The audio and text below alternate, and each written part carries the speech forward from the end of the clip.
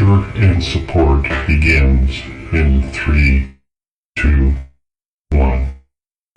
Welcome back, everybody. You are listening to another episode of Nurture and Support. I am Mel at Karmic9, pretty much everywhere that matters. And this is a podcast where we share all the awesome with you. And what that means is that Mr. at Kelly Toole and I get together every week and tell each other, and incidentally all of you, about whatever we have found that was cool and awesome in the preceding time frame. So here we are back again for another week of sharing all the awesome. And here's Kelly. Hi, everybody. It's Kelly Toole at KELLYTHUL on Twitter and most everywhere else too, I think. Although I might be KTool99 on YouTube. I can't remember. But we'll just go. I was young. I didn't know what I was doing. But glad to be back. So. And Bog Panda on Twitch. Bog Panda 1 on Twitch. I do like the Bog Panda handle. I do like that. I wish I had thought of something clever like Bog Panda. That would have been great in Warcraft, Mists of Pandaria. Bog Panda. Bog Panda. It's awesome. Have Christian Bale play him. I'm Bog Panda. That would be cool. That would be totally cool. So, my awesome recommendation this week is, I'm sorry everybody, it's another book. I love this book so much I just have to tell all of you about it. I have brought up before the phrase creepy cute, and this is another entry in my creepy cuteness that I love. This is a book called The Seventh Bride, and it is by an author by the name of the initial T, last name Kingfisher. Now this is a pen name for someone who writes children's books under her real name. Her real name is Ursula Vernon, and you might know her from a webcomic called Digger, which is pretty popular. I like it. I suggest you also check that out, though I'm not current on it. I'm working on it. It's a cute little webcomic about a wombat, a no-nonsense wombat, who pops out of a tunnel and finds herself in a very nonsensical world. And she wants to get back to her orderly world of digging tunnels because that's what wombats like to do. So that's called Digger, and I suggest everybody check that out. But that's not my recommendation. She writes adult fiction under the name T. Kingfisher. And she has a couple of books out, a short story collection, I believe, one called Nine Goblins, which I haven't read, and then The Seventh Bride, which just came out this last November. And it's basically the retelling of a fairy tale, which is really popular these days. You've got television shows that are retelling fairy tales. All sorts of writers out there are retelling fairy tales in fantasy, science fiction, even the romance genre is retelling fairy tales all over the place. So this isn't anything in particularly new, but I happen to like when people put a new spin on a story that you already know.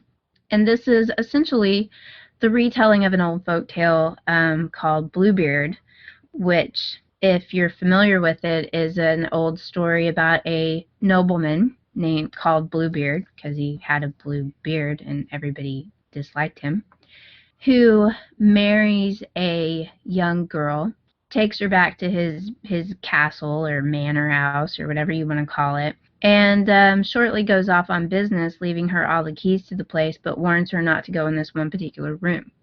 And of course, what's the first thing that you do when someone tells you not to go into a particular room? You go into the room. Finds out she's not his first wife. He's murdered all the rest of them. So this is a retelling of this sort of story, in that the main character's name is Rhea. She is 15 years old. She's the miller's daughter, and a local nobleman who is much, much older than her basically decides he's going to marry her. And by the rules of nobility and peasantry, while technically there's a question involved, she can't really say no because they'll take her father's mill away and her family will starve and all these terrible things will happen. It's never really been a good end for a miller's daughter that I'm aware of. It's always a rough road for the miller's daughter. Yes. And Rhea is she's a very no-nonsense character. She's very practical. The world that they live in is slightly magical. Magic is a known thing. In fact, the flowers are known to decide to turn themselves plaid for no reason in particular. I want to say I think it was potatoes have a tendency to get up and walk away. So it's very hard to grow potatoes these days. There's little goblins and gremlins that get into the mill. Her job, basically at her father's mill, is to be the one that bangs on the hopper to keep the grain flowing out to the millstone. And she has to, because she has small hands, fish the mice out to keep the dead mice from getting ground up with the grain, and the occasional goblin, gremlin, little thing that gets in there. Does not sound like a job I'd sign up for on Monster.com. No. You gotta bang this thing and grab mice. But she's very happy with this life. She doesn't have any problems with it. Sure, digging out houses is not the most fun thing in the world to do, but she's a very practical girl, and she's happy with her life. And so she's quite perturbed when basically her father tells her she's engaged to Lord Cravan. And up to this point, the biggest thing she's ever had to worry about is every day at lunch there is a swan, which I didn't know this, but swans are huge bullies, and this swan steals her lunch every day. So this is the biggest thing that she's ever had to worry about. And finds herself engaged to this guy who shows up on his horse to introduce himself, and she, of course, doesn't like him, which of course is asking herself, why did this dude pick me to marry? There has to be something weird going on here. Does he have a beard? And if he has a beard, is it any special color, or is that It is not. It's not blue. There's not anything in particular about him. I don't believe he had a beard, but I could have missed that finer detail. So, like I said, magic is a known thing in this world. They take it, it's just kind of how things are. It's not a big deal. There's magic that runs around. You go to the little witch lady down the street when you have a problem, and she fixes it up, and there's no big thing to worry about. And she's wondering, he must be a magician or something, in which case he tells her he's not a magician, he's a sorcerer.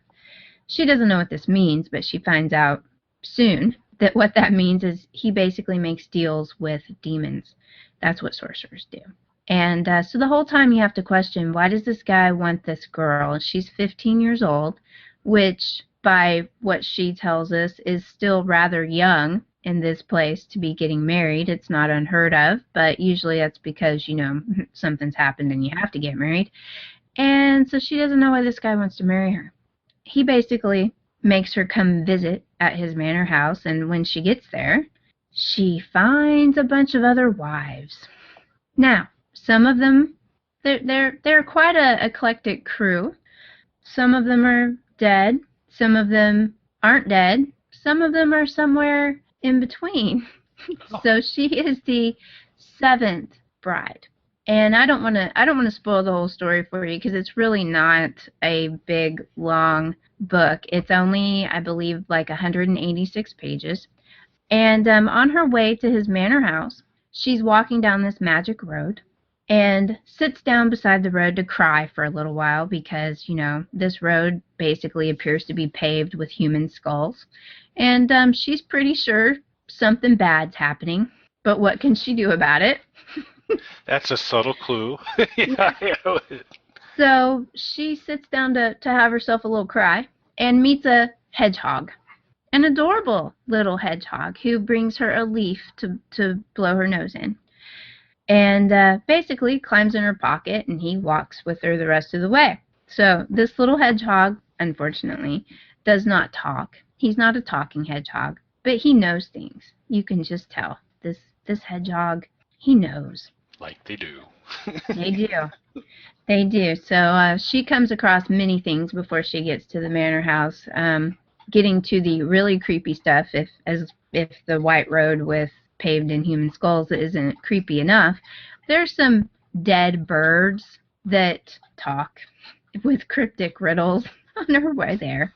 And that's before she meets the wives who some are dead, some aren't dead, some aren't somewhere in between.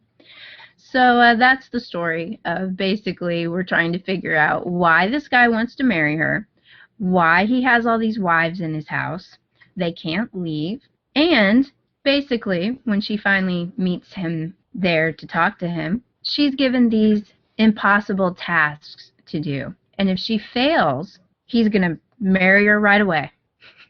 So that's the proposal every girl wants to get. Yeah, he's a keeper, no doubt. Yeah, when you fail this impossible task, I'm marrying you, and that's a threat. So it's a creepy, cute little story. The hedgehog obviously is the big cute phase going on here. And let me see, just a second. Okay, so I want to read you what the basic premise of the book is, which is what made me give it a try. Rhea is an ordinary miller's daughter, engaged to be married under suspicious circumstances to a man not of her choosing. He has unknown powers and a manor house full of mysterious women. Rhea has a hedgehog. It's probably not going to be enough. So that was the premise of it. It goes on to say, from T. Kingfisher, author of Toad Words and Other Stories and 9 Goblins, comes a retold fairy tale of white roads, dark magic, and small mammals. So obviously the little small mammals are always the cute part, because I like little small mammals, and hedgehogs are adorable.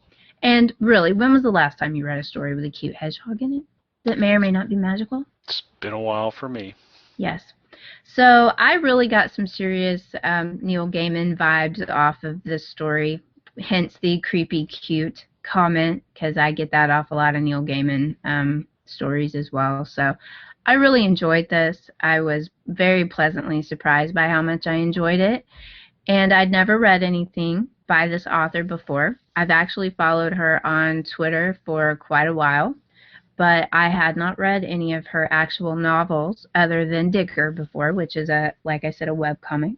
So I suggest everybody check it out. I really enjoyed it. The Seventh Bride by T. Kingfisher, and you'll find links to all of the places that you can buy that on the blog post. It is only available as an ebook, so this episode will come out shortly after the holidays. So if you got a new e-reader for Christmas, you might go check it out. Very, very cool. Okay, so a couple things. First of all, I think Bog Panda plus No Nonsense Wombat would be a good superhero sidekick kind of combo. So there's some opportunity there. We can work a hedgehog in there too somehow. Yes. So that'd be pretty awesome. But now, it's kind of a weird question for you. Neil Gaiman. Do you know how to spell his last name? Gaiman. Okay. All right. Because I have lots of his stories to recommend. I've only done the Ocean at the End of the Lane, but I have so much of his I could talk about. But I kind of figure a lot of people have read it already. Well, we'll break this news on the blog post if it's so. I think we're talking about two different people, but I have a Neil Garman that I'm mentioning in mine.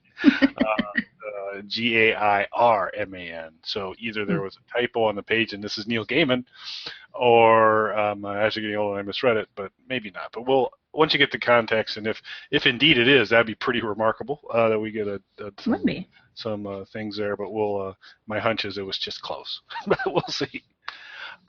So you had me at 187 pages. So I like that. I like that a lot.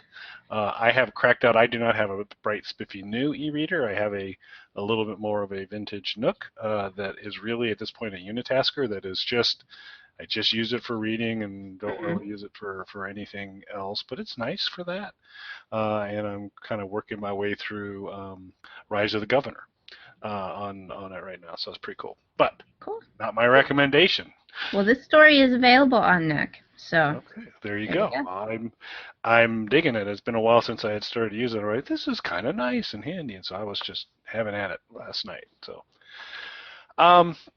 So we're in our second year of Nurture and Support. I believe since this is 55, this would be, I think, the third episode of our second year, if my math serves me right. So I know what you're all saying. Where are the Alice Cooper recommendations? Don't worry, here they come. Here we can get started. I know it's been a while, so here's some Alice Cooper. I am recommending it's a multifaceted Alice Cooper recommendation for this one, and I am recommending Alice Cooper Comics to our listeners today. And there have been 3 different series of Alice Cooper comics that have been released over time, and I'm recommending all 3. Probably the strongest recommendation for the one that's actually current, and new issues are coming out every month right now, but you may want to come back and check these other ones out too. So we will step through. So this also, there's 3 of them, Mel, depending on 3 series here at least. So you could do one of the famous Mel 3-picture things if you wanted to, or you could just the cover art for any of these, they're all pretty cool. So any one of those will be a nice little visual for our blog. But I am going to start with and it'll be an old one, but I'll be working up because the last one's actually released this year. But the first one wasn't. The first one was released in 1979. Tales from the Inside. So I have recommended Alice Cooper's album From the Inside, also released in 1979 on a previous show. It was the story of Alice in an insane asylum. And this is a single edition Marvel premiere number 50, Alice Cooper Tales from the Inside, which was written by Alice, Ed Harrington, and Roger Stern. And it was Marvel premiere 50 from there, 1979. And it features, as if you remember my recommendation before, the From the Inside is a concept album of Alice being in an insane asylum, and the songs are about all the different kinds of characters he meets. Mm-hmm. There's a nurse, Rosetta, who is a bit of a temptress for Alice, and she is in this comic, and she is tempty. she is. There's a Dr. Fingerroth, and so Dr. Fingerroth was never explicitly mentioned in the album From the Inside, but he seems to be like a crazy insane asylum doctor, which is interesting from there. Jackknife Johnny, who's a post-traumatic stress syndrome soldier, he carried forward. His character seems fairly consistent. But then the big departure is Veronica. Veronica in the album, there's a wonderful song called For Veronica's Sake, which is Alice in the insane asylum singing about how he has to get out to save his dog who's at the city pound. And it's called For Veronica's Sake. And it's a toe-tapping little number. It's a real happy little song. But Veronica in the comic is his name of his snake. So they kind of did a little twister for you. But she's still helping him from there. So it really plays off the characters that were established in the album. It kind of tells just kind of a set piece of Alice overcoming the evil doctor and all those types of things. But it's kind of a fun one. And I actually, somewhere around the house, I have that, I hope, still. But it was a pretty awesome type of thing. So you have that. Fast forward 15 years to 1994, another album-related series, and this was Last Temptation. So Alice put out an album called Last Temptation, which is kind of a series of, it's about basically like a carnival barker trying to lure people in to, it's a little unclear, but it seems like it's going to be bad in the album. And so it's a loosely themed type of thing, but Last Temptation is also actually a very good album. I don't know if I've mentioned in past Alice Cooper recommendations. He's kind of an interesting guy in that used to drink quite a bit, stopped that well over like 30 years now, 30 years easily ago. So he's reformed, admitted alcoholic, reformed from that, got healthier there. He also in this process became a born-again Christian, which a lot of people don't realize that Alice... I didn't know that. Alice is, and so... he has modified. The interesting thing is Alice's stuff's never really been. It's always been just kind of show and Halloween-y stuff. So he's had to tweak a lyric or two, like "Be My Lover." It used to be, the lyric was, "If you want to be my lover, you need to take me home." And now Alice adds, "And marry me." So he kind of works in a little bit of, he doesn't want to promote promiscuousness and all those types of things. So, but Last Temptation was actually one of the few albums where it never got preachy. It wasn't a Christian rock album, but there were some themes about that kind of ran through it a little bit. But The Last Temptation, the comic, came out in 3 parts, written by Neil Gaiman, I believe. But it was also on Marvel and then subsequently released on Dark Horse, 1994. And it features Stephen as the boy that comes to meet the showman. The showman's a guy in a top hat and long black hair and eye makeup. Guess who? And the showman saying, "Come, join my little band. Let me put on these morality plays for you. You should stay with us. You'll stay young forever, Stephen." And Stephen is a character that makes his way through many Alice Cooper albums. Stephen was the child having the nightmare in Welcome to My Nightmare. Subsequent to Welcome to My Nightmare, Alice Cooper Goes to Hell, which basically the storyline there is that hell is a disco, and Stephen is the person that gets sent down to the disco that is hell. And then Stephen shows up a little bit in Along Came a Spider and a few other things. So Stephen's a very common, very familiar name to Alice Cooper fans, and one of Alice's best songs is called Stephen. But Stephen meets the showman, and it's a 3-part thing, and it's where the first one was definitely kind of, it wasn't like Pokemon cartoony, but it was cartoon-esque. The characters were not super realistic. They were a bit of a caricature, kind of that middle ground to where they're not looking like the Peanuts characters, but they're also not photorealistic sketches. Kind of in the middle there. You get into Last Temptation, and it becomes a much more kind of dark, gothic-looking type of thing, and very cool. So it was Neil Gaiman. It was. So it is. It is. It is Neil Gaiman. How about I didn't know that, but he has been in comic books for a while. Okay. Well, so namely the Sandman is the only one I was aware of, but I just looked it up, and he did write The Last Temptation. So there we go. So how about that? Another cool little connection. So very cool. Freddie Prinze and Neil Gaiman. Who'd have thunk it? I know. We're on a roll. Just can hardly wait. I'm gonna have to pick something that seems like it'll lower the odds that there'll be a common thread sometime. Of course, I really wouldn't. I did not imagine there'd be a common thread here. So, and then we come to the last one. So the newest series is started in October of this year, 2014. It is simply titled Alice Cooper. And the first story arc is 6 issues long. The first 3 are already out. I do not believe the December issue is available yet, but it should be pretty soon. And this is the story where Alice is... so he's the rock and roll singer Alice Cooper, but he's also formerly the Lord of Nightmares, that he had a realm and he was the Lord of Nightmares. And then something unfortunate happened, or he was tricked, and he ended up signing a contract with a slimy little guy named Lucius Black. And so Lucius has kind of got Alice under his control.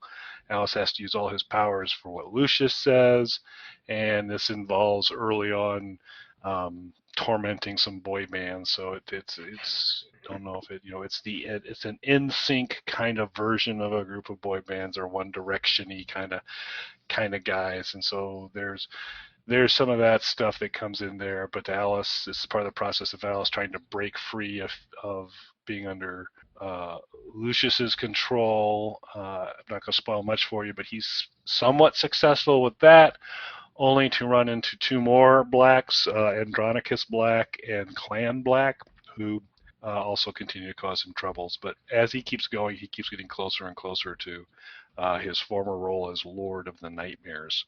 So Joe Harris is the primary writer for this, and these are on Dynamite, the Dynamite comic book.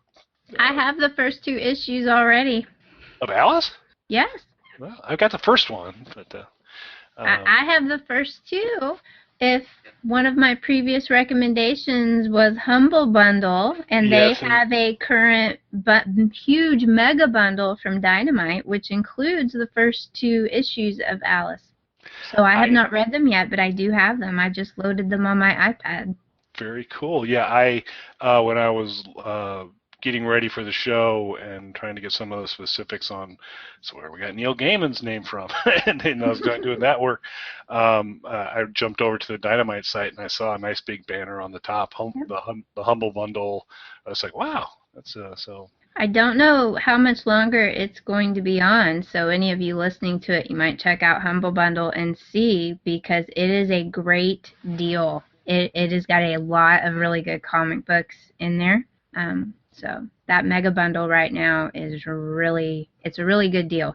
So you get that mega bundle, you are honoring 2 separate recommendations from Nurture and Support. So that's like makes you our best fan ever. So someone should do that and let us know they did that. So I would said I would recommend any of the Alice comics. They're all fun. They're definitely different. The first one's a single issue, just kind of a fun little story. The second one gets a little darker. You got three issues from there, and it's from a writer that we both respect and like. And then the last one, I like. I like where it's heading because the first two. So the first one was clearly making every kind of connect it could, and there's a little bit of wink on, oh, it's Veronica, but it's a snake now, and all those types of things. Where the second one still kept a bit of some of the theme of Last Temptation carried through, but it was less of a working hard to make every single tie or connection. And where this new one is, it's referencing kind of a little bit of Alice's past history of being a shock rocker and performing in front of big crowds, but it's not really bound by any album or any of those types of things. It's a fresh story that they're just telling a fantasy story. So Alice Cooper Comics would be my recommendation for today. Yeah, I'm looking at some of the remastered edition of The Last Temptation, and I really like the artwork there. I'm not the biggest comic fan out there, but I'm really working lately on getting a new appreciation for it. I really like these panels that they have up in this article I'm looking at. So it looks cool. I'm going to have to track it down. Very cool. Good. So I think that takes us into social media recommendations this week. And mine is the author of my book recommendation. As I mentioned, I have followed her on Twitter for quite a while before I started reading her stuff. And I wish I could remember how I started following her. It was on the basis of someone else's recommendation that I was following, but I don't remember. I don't remember who. So her Twitter handle is at Ursula V, and that's URSULAV. Her name is Ursula Vernon, and just to kind of sum up, she's picked up a lot of new followers coincidentally recently, and she just had a post earlier today that says, "To my unexpected run of new followers, I'm a writer. I talk about bugs a lot, and I have done dramatic readings of seed catalogs." So that's her introduction to all of her new followers. She is very much into bugs and gardening and things like that. She really knows a lot about bugs and a lot about birds, hence the name Kingfisher. But I've enjoyed her Twitter feed for quite a while, so I suggest everybody go follow her and read her books. We should try and strike up a relationship with this lady and get her on Nurture and Support to do a dramatic seed book reading. Yes. I haven't read a good seed catalog in a long time. That would be good. Just one chapter. Just legumes. Come on. I do like legumes. Okay, very good. So my recommendation is Neil Gaiman. No, it's not. It should be, but it's not. My recommendation is a YouTube channel, and the YouTube channel is called Dark5, the number 5, DARK, the number 5. And it is, as advertised, a list of 5 dark things. So it's a variety of things. So some of the more recent ones out there are the 5 most haunting last photos. So it's a series of 5 photos that were the last photos. One of them is the last known photo of the Titanic, those types. So it gives you an idea there.